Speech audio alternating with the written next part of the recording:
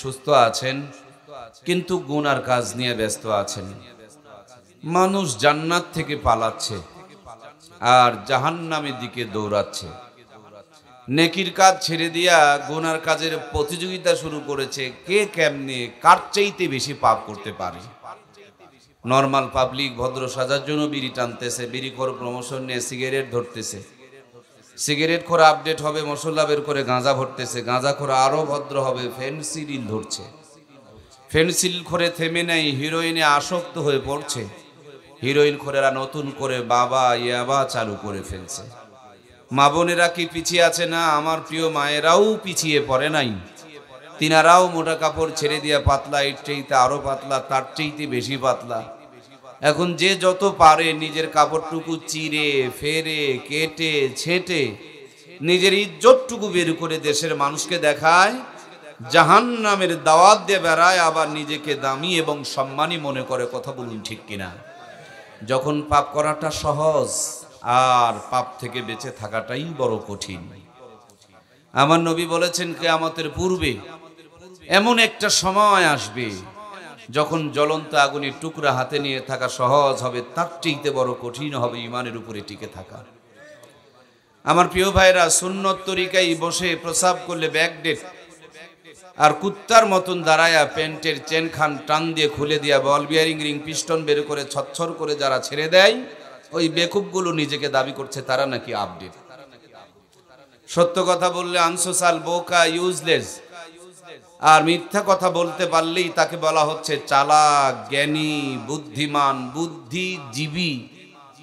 সত্যবাদীরা বোকা আর মিথ্যুকরা নাকি বুদ্ধিজীবী। শরীর ঢাকা পোশাক পরলে ব্যাকডেট, আর কাপড় পরে ইকো চলবে না, কাপড় পরে কিছু মানুষ ইজ্জত বের করে দেখানোর প্রদর্শনী করছে। আমার নবীজি বলেছেন কিয়ামতের আগে মানুষ কাপড় পরেও ন্যাংটা থাকবে। একথা যদি সহজে বুঝতে চান, ঠাকুরগাঁও অথবা পীরগঞ্জের চৌরাস্তায় গিয়ে একটু দাঁড়াবেন, দেখবেন কিছু মা বোন পাওয়া যায় যাদের পায়জামার ফিতাটাও পর্যন্ত চেনা যায়, বোঝা যায় যে এটা কোন কালারের পায়জামার ফিতা। মানে কাপড় উপরেও তারা ন্যাংটা, তারা ইজ্জতের প্রদর্শনী করছে, মানুষকে জেনার জন্য, জাহান্নামের জন্য দাওয়াত দিয়ে বেড়াচ্ছে। কথা বলুন ঠিক কিনা? যখন পাপ করা সহজ আর আমাদের মনিবের কাছে শুকরিয়া আদায় করছিলাম, তিনি আমাদের বাঁচায় রাখছেন। কে রাখছেন ভাই? তিনি আমাদেরকে সুস্থ রেখেছেন। কে সুস্থ রেখেছেন? তিনি আমাদেরকে সব গুনাহ থেকে হেফাজত করেছেন। কে গুনাহ থেকে বাঁচাইছেন? আবার তিনি আমাদেরকে জান্নাতের ভিতরে কবুল করেছেন। সুবহানাল্লাহ। এটা কিসের বাগান? জান্নাতের বাগান। আমার নবী বলেছেন যেখানে কোরআন আর হাদিসের আলোচনা হয় এটা হলো জান্নাতের বাগান। সুবহানাল্লাহ। নবীজির কথা অনুযায়ী কোথায় এসেছেন? বলুন বলুন একটু আমার সঙ্গে, কই আসছেন? বসেছেন কোথায়? এখন আপনারা কি মানুষ? জান্নাতি মানুষ। বলে হুজুর বললেন আর হয়ে গেল? প্রমাণ? জি, ছোট্ট করে একটু প্রমাণ দিচ্ছে। এলাকায় বহু মানুষ আছে কিন্তু সবার তকদিরে জান্নাত আছে নাকি? সবার তকদিরে জান্নাত নেই। যাদের তকদিরে জান্নাত নেই আসছিল ওয়াজ শোনার জন্য, কিন্তু ঘুরতেছে ওই দিকে যেই দিকে কুকুর ঘুরতেছে। আমি কুকুর বলিনি, কুকুর বলতেও পারি না। আর যদি আমার এই বেকুব মার্খা ভাইগুলোকে কুত্তার সাথে তুলনা করা হয় তাহলে কুকুরকে অপমান করা হবে, ওনাদেরকে না। তাকে অপমান করা হবে। আমার কথা বুঝেন নাই আপনারা? আচ্ছা, ওদেরকে যদি কুত্তার সাথে তুলনা করা হয় আর কুকুর যদি বলেন আমার পা 4টা ওদের পা 2টা, কেমনে ওরা কুকুর হলো? কুকুর যদি বলে আমার বিবেক নাই আর তাদেরকে বিবেক দেওয়া হয়েছিল তারপরও তারা যায় নাই, তাইলে আমার সমান কেমনে হলো? কুকুর যদি বলে আমাকে বসার জায়গা দেওয়া হয় নাই তার জন্য আমি যাই নাই, ওদেরকে বসার জায়গা দেওয়া হয়েছে তারপরও বসতে পারে নাই, তাইলে কেমন করে তারা আমার সমান হলো? কিছু কিছু ক্ষেত্রে কুকুরের চাইতে আমরা নিকৃষ্ট পর্যায়ে চলে গেছি। এটা আমার কথা নয়, আল্লাহ তাআলা কোরআনের ঘোষণা, ওয়ালা কাদ জারানা লিজাহান্নামা কাসীরাম মিনাল জিন্নি ওয়াল ইনস লাহুম কুলুবুন লা ইয়াফকাহুনা বিহা ওয়া লাহুম আয়ুনুন লা ইবসিরুনা বিহা ওয়া লাহুম আযানুন লা ইয়াসমাউনা বিহা উলাইকা কাল আনআম বাল হুম আদাল উলাইকা হুমুল গাফিলুন। আল্লাহু আকবার। আল্লাহ তাআলা বলেন আমি অনেক সংখ্যক জিন এবং ইনসানকে সৃষ্টি করেছি জাহান্নামে দেওয়ার জন্য। তাদেরকে বিবেক দিয়েছিলাম, বোঝার পরে বোঝে নাই। কান দিয়েছিলাম, শোনার পরে শোনে নাই। চোখ দিয়েছিলাম, দেখার পরও দেখে নাই। আল্লাহ বলছেন উলাইকা কালানাম, এরা হলো গরু ছাগল জানোয়ারের মতন। পরবর্তীতে আল্লাহ বলেন বাল হুমা দল, তার চাইতে নিকৃষ্ট। সুতরাং এত সুন্দর পরিবেশ, এত দামি কথা, এত জান্নাতের বাগানের দরজা খোলা থাকার পরও যারা জান্নাতের বাগানের ভিতরে ঢুকতে পারে নাই, পরিষ্কার কথা, তাদের কপালে জান্নাত নাই, ঠিক কিনা? দেখবেন আপনাদের গ্রামে এলাকার ভিতরে দুইটা মাছি পাওয়া যায়, একটা হলো মৌমাছি আর একটা হলো পচা মাছি, দুর্গন্ধওয়ালা মাছি। আপনারা চেনেন তো? জীবনে কোনোদিন পচা মাছি, দুর্গন্ধওয়ালা মাছিকে ফুলের উপরে বসতে দেখেছেন, মধুর উপরে বসতে দেখেছেন? এখানে কি কেউ আছেন জিন্দেগিতে পচা মাছি ফুলের উপরে বসবে না, মধু সংগ্রহ করবে না? রাস্তায় কিছু মানুষ ঘুরতেছে, এরা ওয়াজ মাহফিলে আসে না, এরা আলেমদেরকে চা খাওয়ায় না, এরা মাদ্রাসা মসজিদে দান করতে পারে না, এরা খালি সুযোগ পাইলে আলেম ওলামাকে আঘাত করে, ইজ্জতহানি করে, আলেম ওলামা দেখলে টিটকারি করে। এরকম মানুষ আমাদের সমাজে আছে না নাই? এগুলো হলো পচা মাছি, দুর্গন্ধওয়ালা মাছির মতন। আবার দেখবেন মৌমাছি আপনাদের এলাকায় আছে না নাই? মৌমাছি কোনো পচার উপরে, দুর্গন্ধর উপরে, ময়লার উপরে মৌমাছি কোনোদিন পড়ে? জীবন চলে যাবে, মৌমাছি কোনোদিন কোনো ময়লার উপরে পড়বে না। হাজার হাজার গরু ছাগল মরে পচে গন্ধ ছড়াচ্ছে, মৌমাছি না খেয়ে মরে যাবে, কিন্তু একটা পচা নোংরা দুর্গন্ধের উপরে পড়বে না।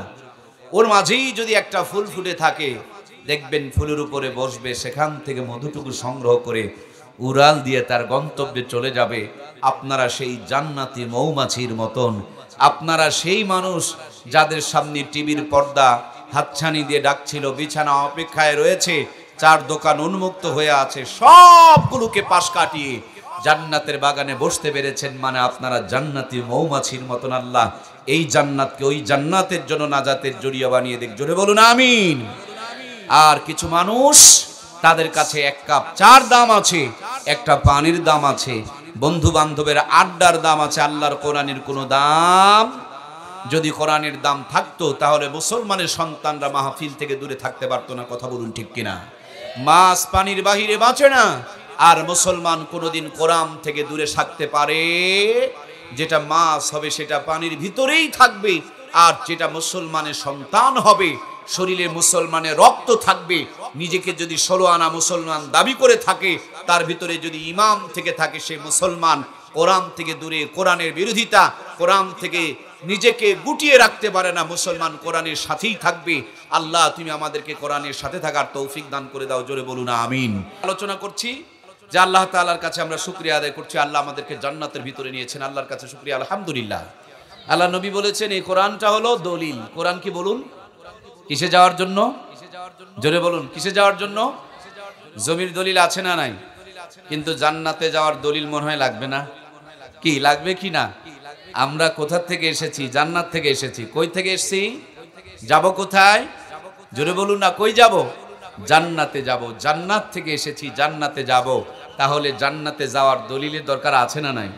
আজ আমার দেশে অনেক মুসলমান আছে যাদের বাড়িতে সব আছে, কিন্তু আল্লাহর কোরআন খুঁজে পাওয়া যায়। এখানেও বহু মুসলমান আছে বছরে একদিন কোরআন ছুঁয়ে দেখে নাই, কোরআনের ধারে কাছে যেয়ে দেখে নাই। কোরআন লোহানা পাথর, এটা স্প্রিং না তুলা, এই কোরআনটাকে একবার ধরেও দেখে নাই। এরকম অনেক মুসলমান আছে। কথা বলুন ঠিক কিনা?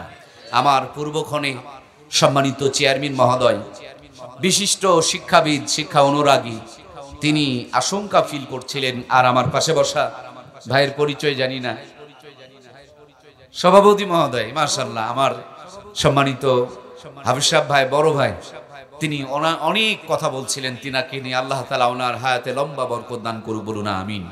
ব্যাপক একটা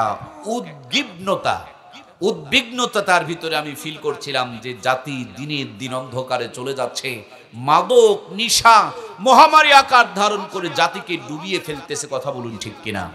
এজন্য তিনার ভিতরে একটা টেনশন ফিল করছিল।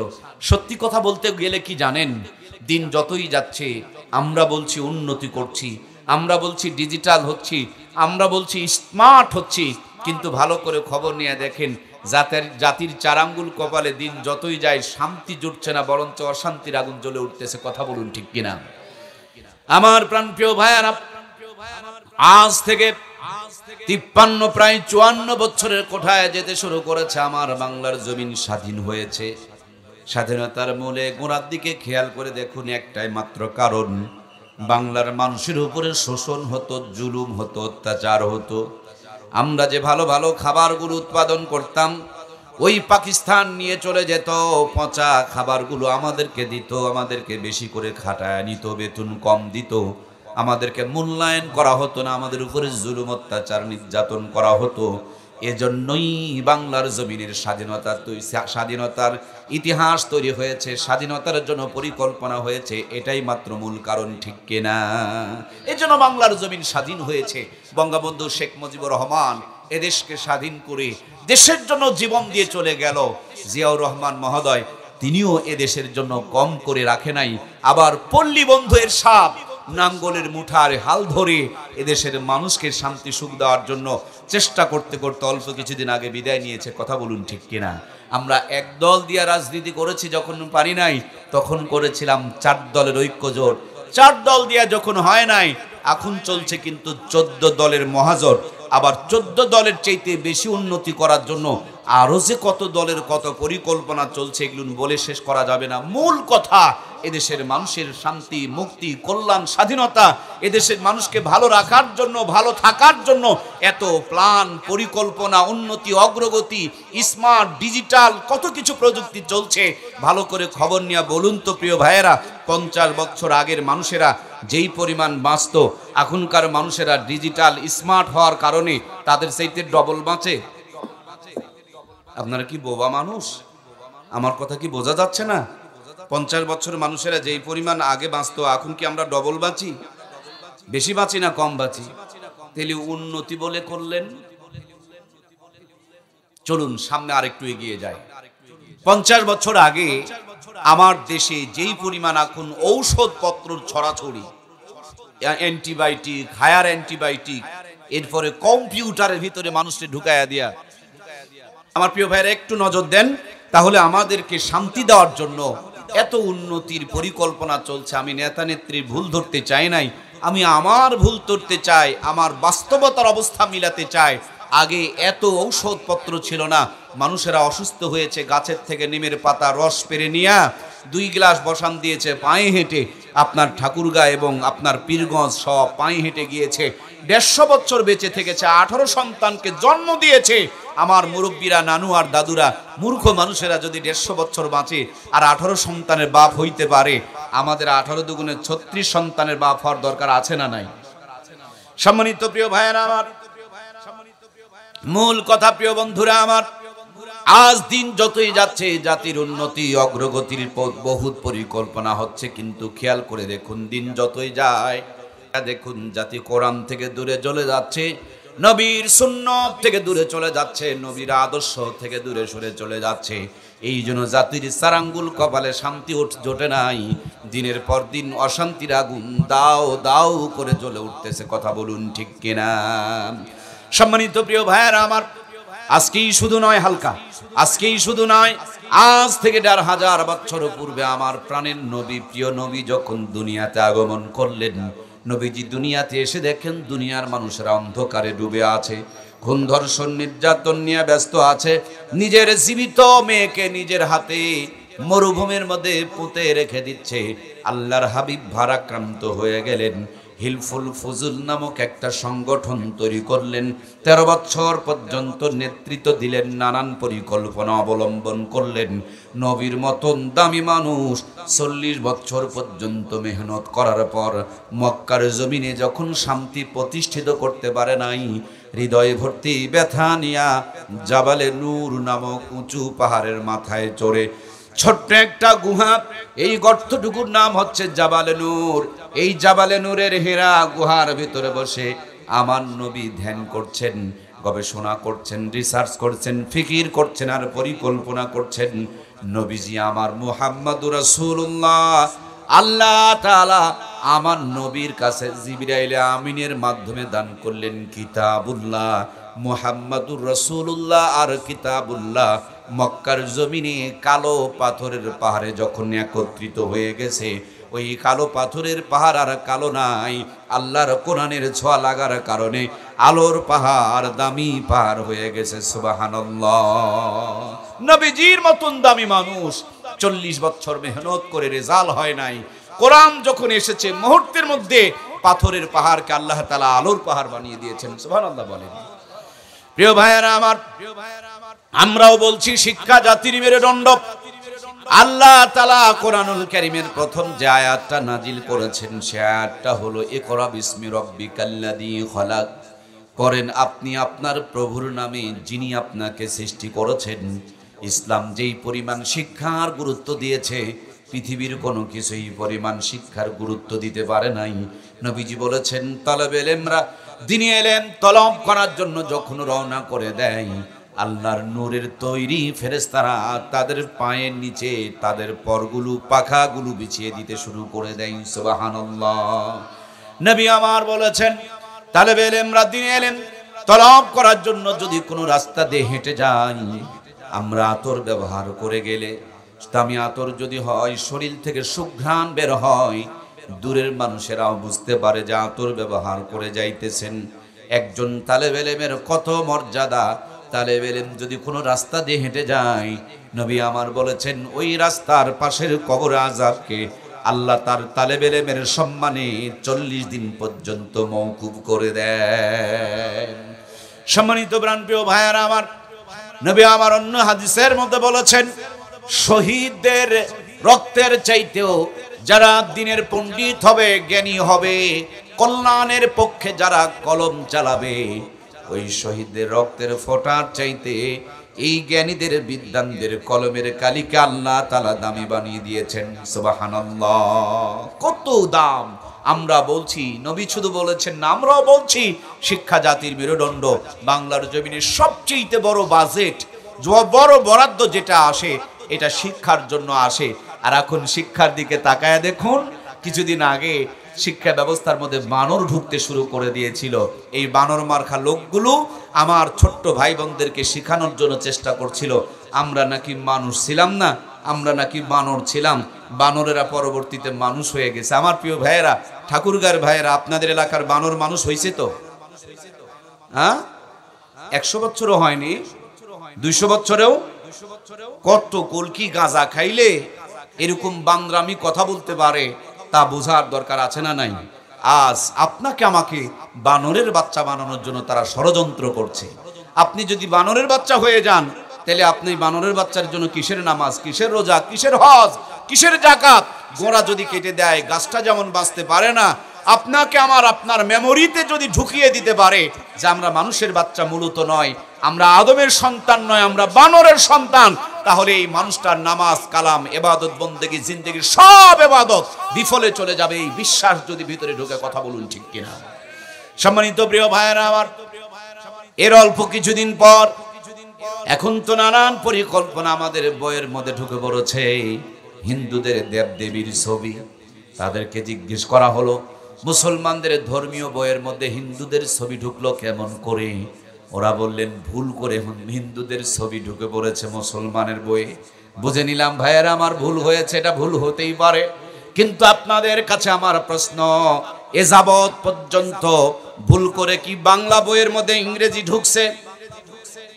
কিরে ভাই, বোবা মানুষ আপনারা? বাংলা বইয়ে ইংরেজি ঢুকেছে, ইংরেজি বইয়ে অঙ্ক ঢুকেছে। ওদের হিন্দুদের বইয়ের মধ্যে মুসলমানের কোনো কিছু ঢুকেছে? ঢোকে নাই। হিন্দুদের বইয়ে মুসলমানের কিছু ঢোকে না, আর মুসলমানের বইয়ে হিন্দুদের ছবি চলে আসে। বুঝতে হবে এই ভুলের মধ্যেও ষড়যন্ত্র আছে না নাই? ডাল মে কুছ কালা হয়। আমার প্রাণপ্রিয় ভাইয়েরা, মূল কথা বানর ঢুকুক আর হিন্দুদের দেবদেবীর ছবি ঢুকুক, এটা মূল কথা নয়। মূল কথা হলো যারা শিক্ষা মন্ত্রণালয়ে অবস্থান করছেন, এই সমস্ত মুসলমানের সন্তানদের মাথায় যদি আল্লাহর কোরআন থাকতো, বানরও ঢুকতে পারতো না, হিন্দুদের দেবদেবীর ছবিও ঢুকতো না। কথা বলুন ঠিক কিনা? এরা আগামী দিনে থাকবে না, মারা যাবে। নতুন প্রজন্ম আবার সেই মন্ত্রণালয়ে সেট আপ হবে। সেই প্রজন্মের মাথায় যদি আমরা কোরআন ঢুকাইতে না পারি, ওরা বানর ঢুকিয়েছিল, এরা এবার গরু ছাগলকে ঢুকিয়ে ফেলবে। কথা বলুন ঠিক কিনা? এজন্য প্রিয় ভাইয়েরা আমার, নিশার থেকে যদি জাতিকে বাঁচাইতে হয়, দুর্নীতি থেকে যদি জাতিকে বাঁচাইতে হয়, ইফটিজিং থেকে যদি জাতিকে বাঁচাতে হয়, যৌতুক থেকে যদি জাতিকে বাঁচাইতে হয়, পরিষ্কার মনে রাখতে হবে এই জাতিকে বাঁচানোর জন্য আল্লাহ তাআলা সবচেয়ে বেশি জানেন। সেজন্য আল্লাহ বলেছেন, ও জাতি, যত অন্যায়, যত জুলুম, যত নির্যাতন, যত নিপীড়ন, যত অশান্তি পৃথিবীতে দেখছ, সমস্ত জুলুম, অত্যাচার, নির্যাতন আর নিপীড়ন থেকে যদি তোমরা তোমাদের নিজেদেরকে বাঁচাইতে চাও, ইকরা বিসমি রাব্বিকাল্লাযী খলাক, আমি রবের পড়া দিয়ে জীবনটাকে শুরু করো, রবকে চিনার মধ্যে দিয়ে শুরু করো, কোরআন দিয়ে জীবনকে শুরু করো। যদি মেমোরিতে কোরআন থাকে, একজন কোরআনওয়ালা মানুষের দ্বারা জুলুম আর অত্যাচার নির্যাতন হতে পারে না, ঠিক কিনা? আমার প্রিয় ভাইয়েরা, আপনারা এখানে যতগুলো মানুষ, আমার জানা মতে বাংলাদেশের ঠাকুরগাঁও এলাকার ভিতরে একটু শীতের প্রকোপটা বেশি হয়, শীত বেশি হয়। আপনাদের সবার বাড়িতে শীতের পোশাক কি আছে? আছে না নাই? বাড়িতে যদি 3 জন ছেলে থাকে, 3টা শীতের পোশাক আছে। এমনটা কিন্তু নয় যে ছেলে 3 জন শীতের পোশাক একজন শীতের পোশাক পরলে বাকি 2 জনকে আর ঠান্ডা লাগবে না। আপনাদের ঠাকুরগাঁর শীত কি এত ভদ্র নাকি? বরঞ্চ যে পরবে সে ঠান্ডা থেকে নিরাপত্তা পেয়ে যাবে, আর যে শীতের পোশাক পরবে না তাকে ঠান্ডায় অ্যাটাক করবে, নিউমোনিয়া হয়ে যাবে। আমার ঠাকুরগাঁর ভাইয়েরা, আপনারা আপনাদের সন্তানকে ঠান্ডা থেকে বাঁচানোর জন্য, শীত থেকে বাঁচানোর জন্য, নিউমোনিয়া না যেন হয় তার জন্য সন্তানকে শীতের পোশাক কিনে দিয়েছেন, চাদরও কিনে দিয়েছেন, মাফলার কিনে দিয়েছেন, সুইটার কিনে দিয়েছেন, কিন্তু জাহান্নাম থেকে বাঁচানোর জন্য কোরআনুল কারীম মেমোরিতে ঢুকায়া দিতে পারেন নাই।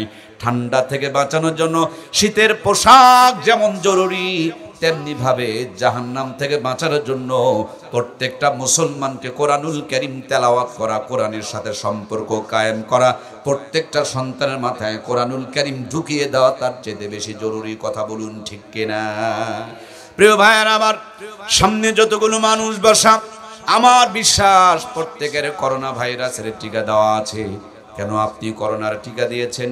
বলে করোনার টিকা দিলে ইমিউনিটি মজবুত হবে, রোগ প্রতিরোধ ক্ষমতা বেড়ে যাবে, ঠান্ডা কাবু করতে পারবে না, করোনার ভাইরাস অ্যাটাক করবে না।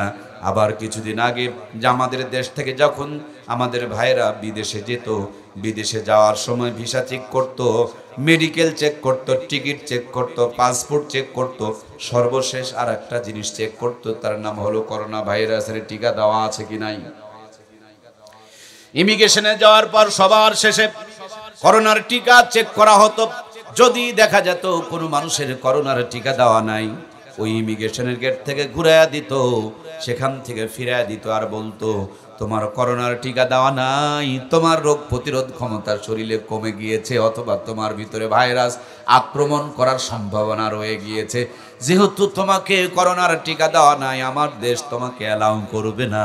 বন্ধুরা আমার, মনে রাখতে হবে, করোনার টিকা ছাড়া যদি বিদেশ অ্যালাউ না করে, আল্লাহর কোরআনের সুপারিশ ছাড়াও জান্নাতে কাউকে অ্যালাউ করা হবে না, ঠিক কিনা?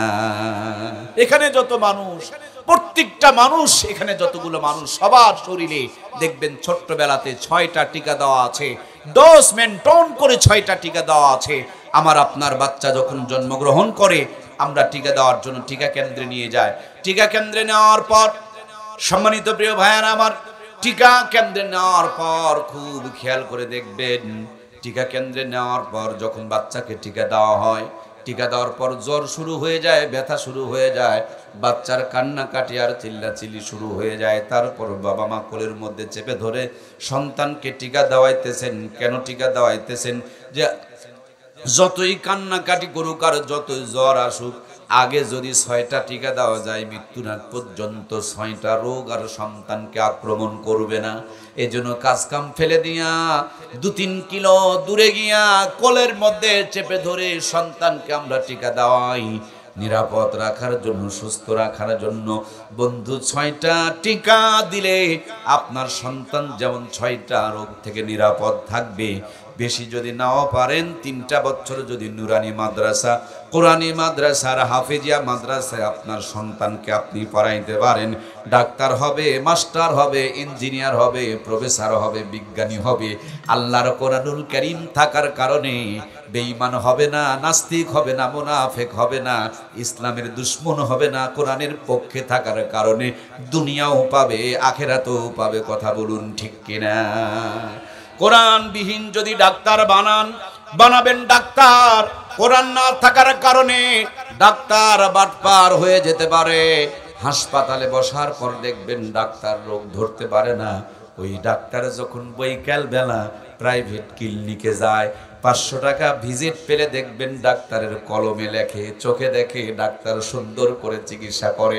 অথচ হাসপাতালে যাওয়ার পর কি গুরুত্ব দেওয়া হয়? জোরে কথা বলুন, গুরুত্ব কি দেওয়া হয়?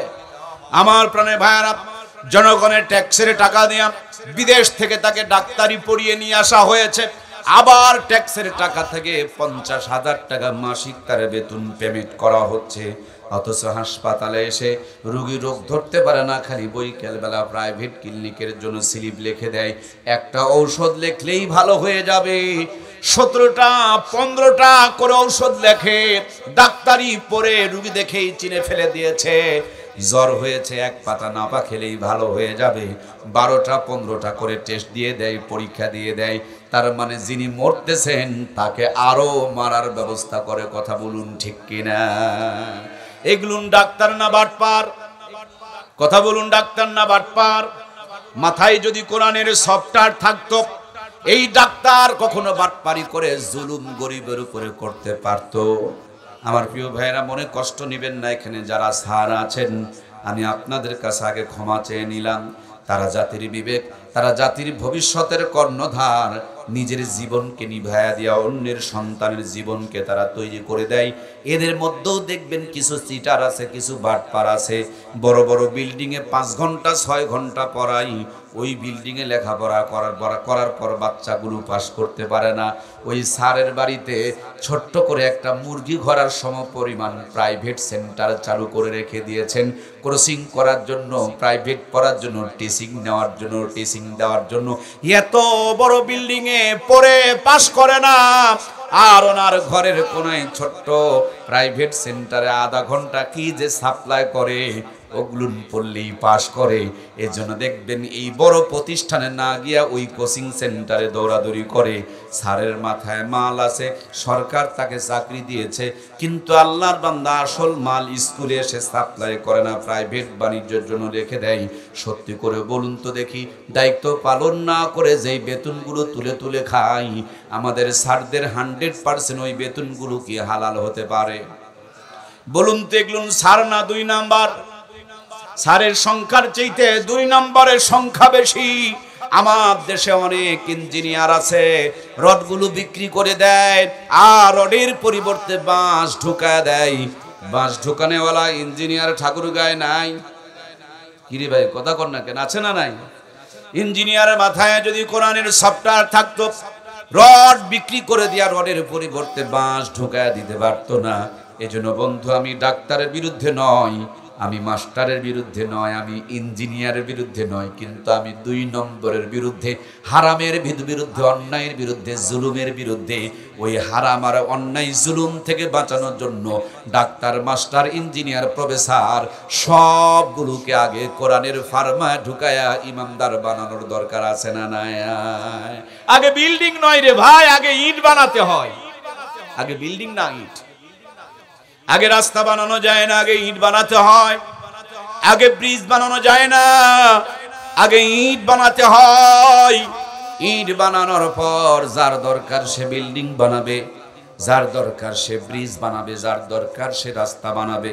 এজন্য বন্ধু, সন্তান কেবল কোমলমতি ছোট্ট বাচ্চা, এই বাচ্চাকে কোলের কোল করে নিয়ে আপনি স্কুলে যাওয়ার আগে মাদ্রাসায় যান, কোরআনের ফারমায় ঢোকান, যে মাটির উপরে বসে আছেন এই মাটিগুলো পানিতে ফেলে দিলে ধুলা হয়ে যাবে, রাস্তায় দিলে ধুলা হয়ে যাবে, পানিতে ফেলে দিলে কাদা হয়ে যাবে, কিন্তু এই মাটিকে সুন্দর করে খামিরা বানায়া ইটের একটা ফার্মায় ঢুকায়া রোদের মধ্যে কয়েকটা দিন শুকায়া ইটের ভাটায় যখন দেবেন, আগে ছিল মাটি, ইটের ভাটার থেকে বের করার পর হয়ে গেছে খাঁটি।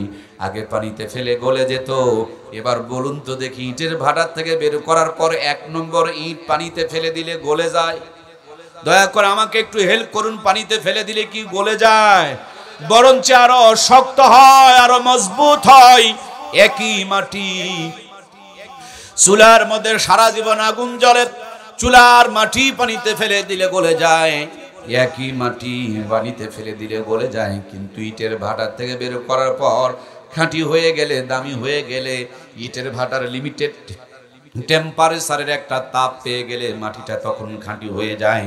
পানিতে ফেলে দিলে গলে যায় না, পানিতে ফেলে দিলে আরো শক্ত হয়, মজবুত হয়। কথা বলুন ঠিক কিনা?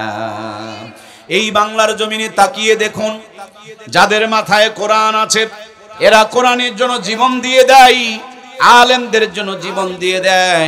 আবার যাদের মাথায় কোরআনুল কারীম নাই তাদের দিকেও তাকায় দেখুন, ওরা মাঝে মাঝে স্লোগান দেয়, আলেমদের চামড়া তুলে নিব আমরা। মুসলমানের সন্তান আলেমদের চামড়া তুলে নিতে চাই, এরকম মনে হয় নাই? কথা বলছেন না কেন? আছে না নাই? আল্লামা মামুনুল হকের নাম শুনেছেন আপনারা? 42টা পেঁচ মারছিল। কয়টা? মাত্র 42টা। সবগুলো হিন্দুয়ে মেরেছে। কথা কয় না? ওর বাপ দাদার নাম মুসলমান, মামুনুল হকের বাপ দাদার নাম মুসলমান। এক মামুনুল হককে আটকানোর জন্য 42টা পেঁচ মারছে। আবার ওই পেঁচুকগুলো যখন মরে যায়, মরে যাওয়ার পর আলেম ছাড়া তাদেরকে কবরে নামানোর মতন কেউ, মরার আগ পর্যন্ত আলেমদেরকে তারা জ্বলায়, নির্যাতন করে, মিথ্যা মামলা দেয়, নানান ভাবে অসম্মান করে। জোরে হাঁটলে বলে দাওয়াত পেয়েছে, ধীরে হাঁটলে আবার মন্তব্য করে হুজুর আজকে বেশি খেয়েছে। আবার যদি বড় বড় পাঞ্জাবি দেখে মাঝে মাঝে গানও শুরু করে, মনে বড় জ্বালারে আর পাঞ্জাবিওয়ালা, ওর মুসারু দেখে জ্বলে না, তাসারু দেখে জ্বলে না, গাজারু দেখে জ্বলে না, ওর নাকি জ্বালা পোড়া করে দাড়িওয়ালা টুপিওয়ালা পাঞ্জাবিওয়ালা দেখে। আমি পরিষ্কার করে বলতে চাই, দাড়ি আর টুপি, পাগড়ি আর পাঞ্জাবি দেখে যাদের জ্বালা পোড়া করে এদের শরীরে ইমানদারের রক্ত নাই, আবু জেহেল মার্কা ভেজালি রক্ত আছে। কথা বলুন ঠিক কিনা? সম্মানিত প্রাণপ্রিয় ভাইয়েরা আমার মূল কথা হলো, মুসলমান যা বানাবেন বানান, সবার আগে ইমানদার বানান। আর ইমানদার বানানোর জন্য, ইমানদার বানানোর ফ্যাক্টরি আর কারখানাগুলো হলো এই মাদ্রাসা। এই দুনিয়াতে 2 প্রকারের শিক্ষা আছে। এক প্রকারের শিক্ষা হলো জাগতিক শিক্ষা, দুনিয়াবি শিক্ষা। আর এক প্রকারের শিক্ষা হলো আখিরাতের শিক্ষা, পরকালীন মুখী শিক্ষা, জান্নাতের লাইনের শিক্ষা। এই দুনিয়ার শিক্ষার ক্লাস, শেষের ক্লাসটা একবারে শেষ, মাথার উপরের ক্লাসটার দিকে তাকায় দেখেন, MBBS, FCPS অথবা FRCS। অত দূর যদি না বোঝেন, আপনাদের ঠাকুরগাঁয়ের ডিগ্রি কলেজ আছে না নাই? ডিগ্রি কলেজের উপরের ক্লাস, নিচের ক্লাস, যেটা ডিগ্রি ক্লাসকে যিনি বানিয়েছেন, তৈরি করেছিলেন, এই ডিগ্রি ক্লাসের আবিষ্কারক একজন আয়ে পাশকে যিনি তৈরি করেছেন, ক্লাস আয়েকে যিনি আবিষ্কার করেছেন, নির্মাণ করেছেন, নির্মাতা তিনি একজন মেট্রিক পাস। কারণ এটা দুনিয়ার মানুষেরা তৈরি করেছে। শেষ মাথায় বিএ পাস, গোড়ার দিকে তাকায় দেখেন 1 পাস এবং 2 পাস। ভাইয়ের আমার, মাথা শেষটা ওটা আর গোড়াটা ক্লাস 1। বোঝা যাচ্ছে কি? কষ্ট হচ্ছে বুঝতে আপনাদের? শেষ মাথা একবার MBBS, FCPS, FRCS, আর গোড়াটা দেখবেন ক্লাস 1 অথবা 2। এই ক্লাস 1 এর শুরুতে গিয়ে দেখেন কিচ্ছু খুঁজে পাওয়া যায় না। এখন মানুষেরা তৈরি করেছে প্লে, নার্সারি, কেজি, কিন্ডারগার্টেন, যাই তৈরি করুক, তার গোড়া খুঁজতে গিয়ে দেখেন আর গোড়া খুঁজে পাওয়া যায় প্লে, কেজি, কিন্ডারগার্টেন। এর গোড়াটা কি বুঝতে পারছেন আপনারা? এর শুরু আছে, এর শুরু নাই, এর গোড়া নাই, এর অস্তিত্ব নাই। এটা দুনিয়ার মানুষেরা তৈরি করতে করতে অনেক দূর বানাইছে, কিন্তু গোড়ায় দেখেন কোনো গোড়া নাই। আর আমাকে যদি বলেন, অথবা আপনার মাদ্রাসার মুহতারাম হাফিজ সাহেব হুজুরকে যদি বলেন, অথবা যেই 2 জন বাচ্চার মাথায় আমরা এক্ষুনি পাগড়ি প্রদান করলাম, তাদেরকে যদি বলেন, ও সোনার ময়না, কলিজার টুকরা প্রিয় বাবারা, তোমরা কোরআন হেফজও করেছো, তোমরা এই কোরআনুল কারীম কেমনে শিখলা, কোথায় পাইলা, কার থেকে অর্জন করলা? দেখবেন আপনার ছোট্ট দুটি কমলমতি কচি বাচ্চারা বলবে, আমরা আমাদের প্রাণপ্রিয় উস্তাদ অত্র মাদ্রাসার সম্মানিত হাফিজ সাহেব মহোদয়ের কাছ থেকে আল্লাহর কোরআনুল কারীমকে মুখস্থ করেছি, অর্জন করেছি, সিনার মধ্যে ধারণ করেছি। আমি গুনাহগারকে যদি বলেন আপনি এগুলো কই পেয়েছেন, আমি বলবো আমার মুহতারাম উস্তাদ আহমদ শফি সাহেব, আল্লাহ তাআলা জান্নাতি নূর দিয়ে তিনার কবরকে ভরপুর করে দেখ। সবাই বলি আল্লাহুম্মা আমিন। আমি আমার প্রিয় উস্তাদের কাছে পেয়েছি। আমার হযরতকে যদি বলেন আপনি কই পেয়েছেন, তিনি বলবেন ভারতের দেওবন্দ মাদ্রাসায় পেয়েছি। দেওবন্দওয়ালাকে যদি বলেন আপনি কই পেয়েছেন, তিনারা বলবেন মদিনার বিশ্ববিদ্যালয়ে পেয়েছি। মদিনার বিশ্ববিদ্যালয়ওয়ালাকে যদি বলেন আপনি কই পেয়েছেন, তিনারা বলবেন হযরত আবু বকর, ওমর অথবা হযরত ওসমান আলী রাদিয়াল্লাহু তাআলা আনহু, তাদের কাছে পেয়েছি। তাদেরকে যদি বলেন আপনারা কোথায় পেয়েছেন এই কোরআনের বাণী, তারা বলবেন মুহাম্মদুর রাসূলুল্লাহ সাল্লাল্লাহু আলাইহি ওয়াসাল্লামের কাছে পেয়েছি। আমার নবীকে যদি বলেন নবীজি গো আপনি এই কোরআনুল কারীম কোথায় পেয়েছেন, আল্লাহর হাবিব বলবেন জগতে আসার পর দুনিয়াকে তাকায়া দেখলাম বড় অন্ধকার। নিজের জীবিত মেয়েকে মানুষেরা নিজের হাতে মরুভূমিতে পুঁতে রেখে দিত, ন্যাংটা হয়ে আল্লাহর ঘরকে তোয়াব করত, খুন ধর্ষণ জুলুম অত্যাচার নির্যাতন লেগেই থাকতো। ওই মানুষগুলোকে শান্তির পথ দেখানোর জন্য 40 বছরের নানান পরিকল্পনা করেছি। কোনো পরিকল্পনায় যখন কাম হয় নাই, তখন জাবালে নূরে হেরা গুহার মধ্যে বসেছিলাম। আমার কাছে জিবরিল আমিন এই কোরআনুল কারীম দিয়ে গিয়েছেন। জিবরিল আমিনকে যদি বলেন আপনি কোথায় পেয়েছেন, আর জিবরিল আমিন বলবেন আমি আরশে আজিম থেকে নিয়ে এসেছি।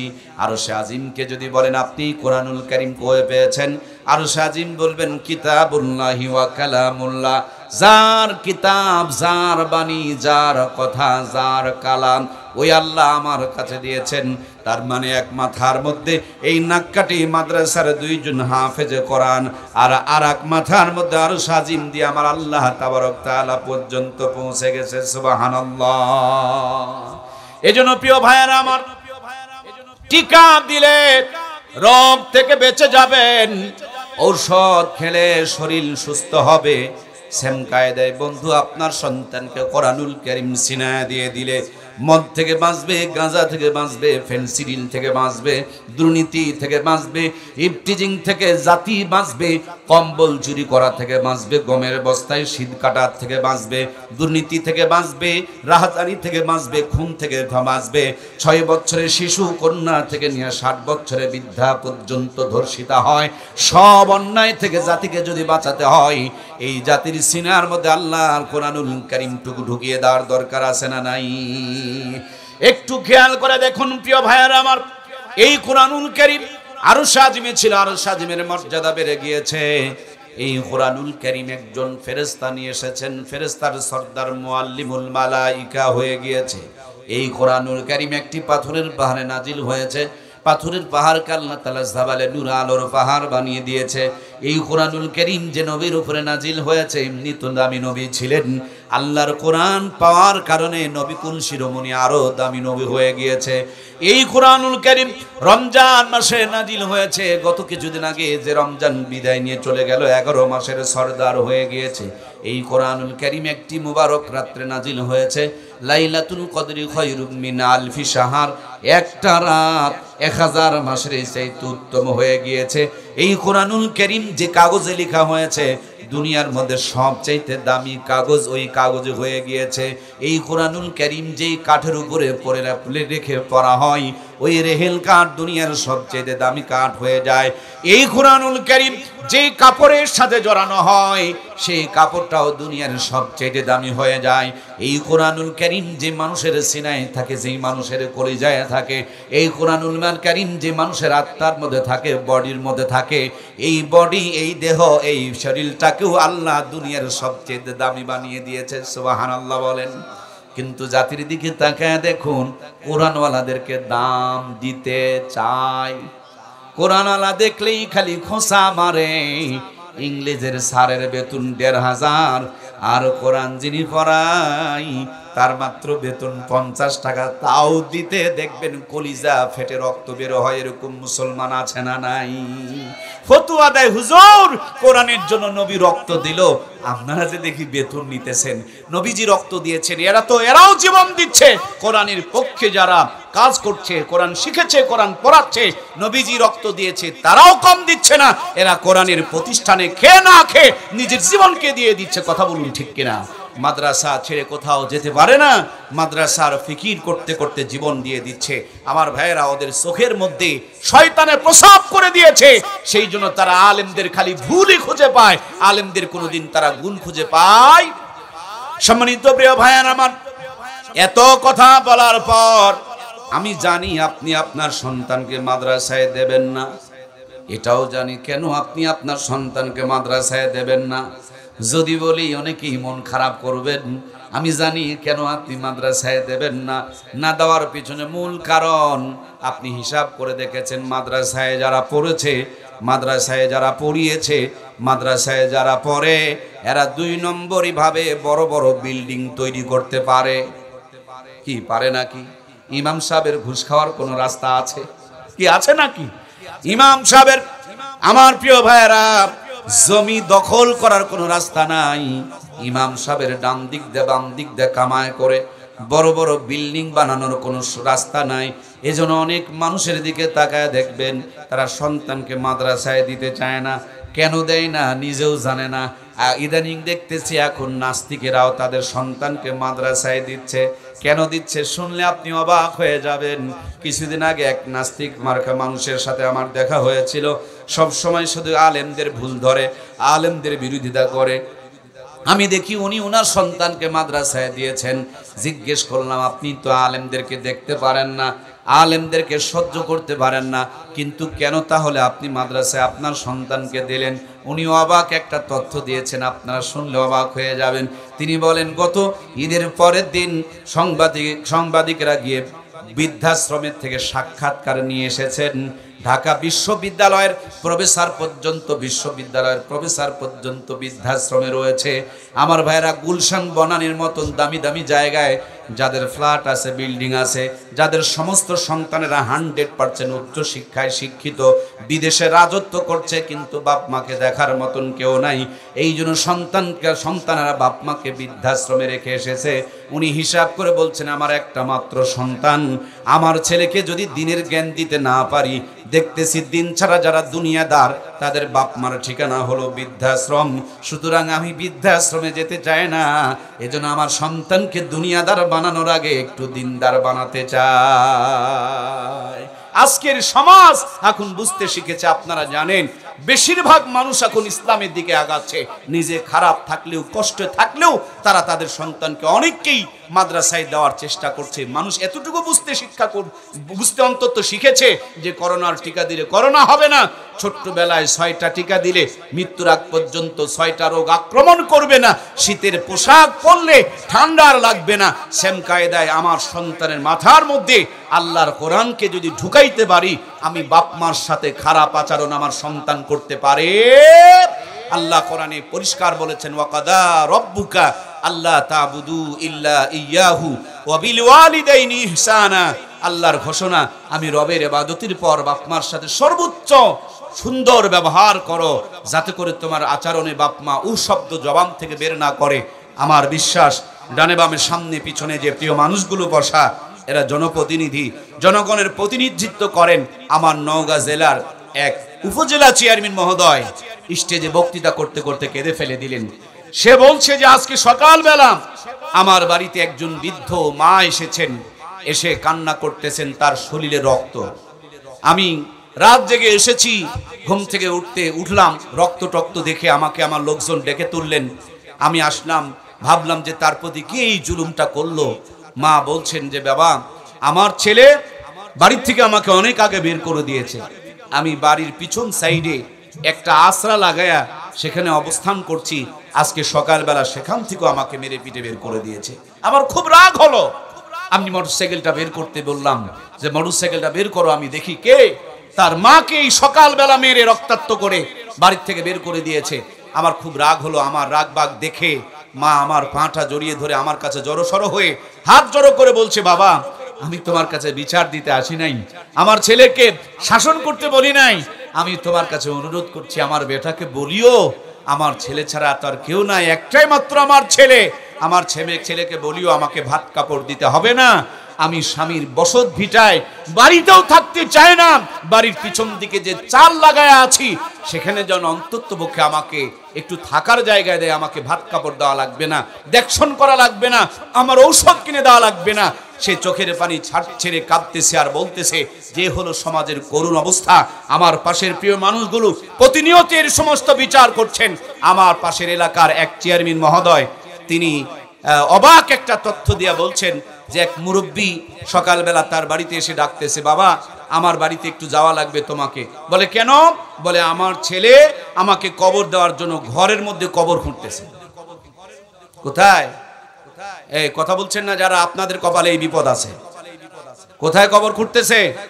ঘরের মধ্যে কবর খুঁড়তেছে। যুবক ছেলে বাবাকে কবর দিবে ঘরের ভিতরে, তাও আবার জীবিত বাবা। চেয়ারম্যানের কাছে এসেছেন, চেয়ারম্যান মহোদয়কে বলছেন, বাবা তোমাকে আমার বাড়িতে যাওয়া লাগবে। কেউ তো তারে আটকাইতে পারছে না, যুবক ছেলে। আর নিজের চরখায় সবাই তেল দেওয়া নিয়ে ব্যস্ত না, যার চরখায় সেই তেল দেবে। এখন অনেকেই তো মুস্কি মুস্কি হাসতেছে আর বলতেছে কেমন হচ্ছে, কেমন লাগতেছে। এরকম পার্টিও তো আমাদের দেশে আছে না নাই? শাসন করে না, বরঞ্চ উস্কায়া দেয়। ঠিক আছে চালিয়ে যাও, আছি তোমার পিছনে। নানান ভাবে এই ছেলেটাকে মিসগাইড করছে, ভুল পথে তাদেরকে আরো টেনে নিয়ে যাচ্ছে। চেয়ারম্যান মহোদয় জিজ্ঞেস করলাম কেন? তো মুরব্বী বলছেন যেই তো ধান উঠবে, কেবল ধান পাকা পাকা অবস্থা, ছেলে আমার মোবাইল নিবে তার জন্য বায়না ধরছে। তা আমি বলছি বেটা ধান উঠুক কিনে দেব। ও বলছে যে আজকেই দেওয়া লাগবে। আমি বলছি বাবা আমি এখন এই মুহূর্তে টাকা কার কাছে ধার পাবো? বলে তোমার সব কাজ যদি টাকা ধার করে চলে তাহলে আমার মোবাইলের তোমাকে টাকা ধার করে দিতে হবে। তোমার দরকার সেটা দরকার, আর আমার দরকার এটা তুমি বুঝতেছো না। আমি বললাম যে বাবা আর কয়েকটা দিন ধৈর্য ধরো। বলে বাবা টাবা বুঝি না, আমি আজকে দিনের মধ্যে মোবাইল চাই। তো বলছে যে আমি কেমনি দিব, কই পাবো তুমি বলো, নাহলে কার কাছ থেকে টাকা ধার করে নিয়ে এসে আমাকে দাও। বলে না আমি পারবো না, তুমি তোমার ব্যবস্থা করো। যখন আমি অপারগতা প্রকাশ করছি, সে কোদাল নিয়ে আগ্নের মধ্যে ঘরের মধ্যে খুঁড়তে শুরু করছি। তো ওকে জিজ্ঞেস করছি তুমি খোঁড়ো কেন? বলে তোমার সেটা শোনা লাগবে না, ঘর খুঁড়তেছো তুমি খুঁড়তেছো কেন? বলে না তোমার এটা জানার দরকার নাই। এরপর যখন তার কোদালটা আটকাইছি বলছে তোমাকে এখানে কবর দিব তার জন্য। জীবিত বাপকে কবর দিবে তার জন্য। পেপার পত্রিকায় প্রতিনিয়ত শিরোনাম দেখছেন, নিশার টাকার জন্য বাপকে খুন করা হয়েছে, নিশার টাকার জন্য মাকে খুন করা হয়েছে। মা জায়নামাজে নামাজ পড়ছিল, পিছন দিক থেকে লাথি মেরে ফেলে দিয়া জায়নামাজ তুলে দিয়া সেই জায়নামাজ বিক্রি করে নিশা খাচ্ছে। আমার ভাইয়েরা, একটাই মাত্র কারণ, জাতির মেমোরি থেকে কোরআনুল কারীম হারিয়ে গিয়েছে, ঘর থেকে কোরআনুল কারীম সরে গিয়েছে, সমাজ থেকে কোরআনুল কারীম সরে গিয়েছে। এই কোরআন না থাকার কারণে আজকে প্রত্যেকটা জায়গাতে অন্ধকার ছেয়ে পড়েছে। কথা বলুন ঠিক কিনা? প্রিয় ভাইয়েরা আমার, একটুখানি খেয়াল করেন পিছনে ফেলে আসা দিনগুলোর দিকে। আজ থেকে মাত্র 20 বছর 30 বছর আগে যখন ঘরে কোরআনের তেলাওয়াত ছিল, ভাঙা ঘরে যখন কোরআনের তেলাওয়াত ছিল, এক ঘরে মাসকালার ডালের তেলানি হলে গোটা গ্রাম গন্ধে মোহিত হয়ে যেত। একদিন আতপ চালের বিরিয়ানি খেলে 2 দিন পর্যন্ত হাত থেকে সুগন্ধ বের হতো। আপনারা আমার মূর্খ নানু আর দাদুরা বাজার থেকে গিয়া 5 টাকা 7 টাকা সের ইলিশের মাছ কিনে নিয়ে এসেছেন। পুকুরের ঘোলা পানি দিয়ে অর্ধপচা ইলিশের মাছ মূর্খ নানি আর দাদিরা কোনো মতন ধৌত করেছেন। লবণ থাকলে তেল নাই, তেল থাকলে আবার ঝাল দেওয়ার কথা মনে নাই। কোনো মতন অর্ধপচা ইলিশের মাছ আমার ভাইয়েরা রান্না করেছে। একদিন ইলিশ মাছ আর পান্তা ভাত খেলে 2 দিন 3 দিন পর্যন্ত হাত থেকে সুগন্ধ ছড়িয়েছে। সেই নানি দাদিদের স্মৃতিচারণে পহেলা বৈশাখ উদযাপন করছি আমরা। 6 টাকার কেজি ইলিশের মাছ 6000 টাকা দিয়ে সাগর থেকে আমদানি করে নিয়ে এসেছি। নরমাল চুলা ভেঙে দিয়ে গ্যাসের চুলা আমদানি করেছি। রাঁধুনি গরম গুঁড়া মশলা বা নরমাল মশলা বাতিল করে রাঁধুনি গুঁড়া মশলা ব্যবহার করছি। ভাঙা ঘরগুলোকে বিল্ডিং বানিয়েছি। মূর্খ নানি দাদিদের নাতনিদেরকে এমএ পাস করিয়েছি। কত উন্নতি করেছি, কিন্তু রান্নার পর খাবার সময় নাকে নিয়ে চেক করতে হয় ইলিশ না সিলভার কাপ, ঠিক কিনা? আমার প্রাণপ্রিয় ভাইয়ারা, সেজন্য বিনয়ের সঙ্গে আহ্বান করব মুসলমান, শান্তি যদি পেতে হয় শুধু সম্পদ দিয়ে শান্তি পাওয়া যায় না, বরকতের দরকার। আগে সম্পদ কম ছিল, বরকত বেশি ছিল, এজন্য প্রত্যেকটা জায়গায় শান্তি ছিল। আর বরকত পেতে হলে কোরআনের সাথে সম্পর্ক রাখতে হবে। সকাল যখন হতো, ফজর আজান শুনে বিছানা থেকে উঠে কোরআনুল কারীম তেলাওয়াত করে কাজের মধ্যে আমাদের নানু আর দাদুরা লেগে যেত। হারাম কামাই করতো না, সত্য কথা বলতো। আজকে মূর্খ নানি দাদিরা বুড়া হয়ে গেছে, তারপর মাথায় কাপড় থাকে, বুক ঢাকা পোশাক থাকে, রাস্তায় যখন চলাফেরা করে সামনে পরপুরুষ দেখলে রাস্তা থেকে নেমে গিয়া দূরে দাঁড়ায়। যতক্ষণ পর্যন্ত লোকজন পার না হয়ে যায় ততক্ষণ পর্যন্ত রাস্তায় চলে না। আর এখন ডিজিটাল জামানা, সুযোগ পাইলে মায়েরা ধাক্কা দিয়ে রাস্তা থেকে নামায়া দিবে, কিন্তু নিজেরা নামবে না। কথা বলুন ঠিক কিনা আমার প্রিয় ভাইয়েরা? এজন্য বিনয়ের সঙ্গে মূল মেসেজ, ও মুসলমান, কোরআন আপনার আমার জীবনে বরকত নিয়ে আসবে, কোরআন আপনার আমার জীবনে শান্তি নিয়ে আসবে।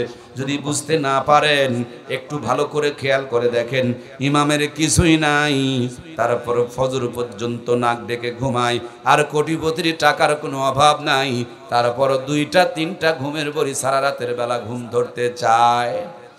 ইমামের কিছুই নাই, আলু ভর্তা দিয়া 3 প্লেট বসাই, আর হারাম করে খবর নিয়ে দেখেন পেটের ভুঁড়ি দেখে মনে হয় 6 কেজি চালের ভাত খায়। ভালো করে খবর নিয়ে দেখেন মাত্র 2টা রুটি, তাও আবার কত দামি ওষুধ খাওয়া লাগে, আগে ইনজেকশন করা লাগে, তারপরে পেটে জোর করে করে ঢুকায়। পেটে ঢুকতে দেরি যুদ্ধ বেঁধে যায়, তখন গ্যাসের বড়ি এবার সার্জেল ঢুকায় পেটের গুতাগুতি বন্ধ করা লাগে। এই জন্য প্রিয় ভাইয়েরা আমার, রহমত আর বরকত এটা ভিন্ন এক নিয়ামত। এই রহমত আর বরকত যদি পেতে হয় আল্লাহর কোরআন দিয়ে জীবন সাজাতে হবে, ঘরে কোরআনুল কারীম তেলাওয়াত করতে হবে। ছেলে মেয়ে doctor, master, engineer, professor, MP, মন্ত্রী, ডিসি, এসপি, ওসি যা হবে হবে, কিন্তু সবার আগে সবগুলোকে ইমানদার বানাতে হবে। আর ইমানদার বানানোর জন্য, ইমানদার বানানোর ফ্যাক্টরি এই মাদ্রাসার সাথে নিজের জীবনের সম্পর্ক রাখতে হবে। ঠিক কিনা?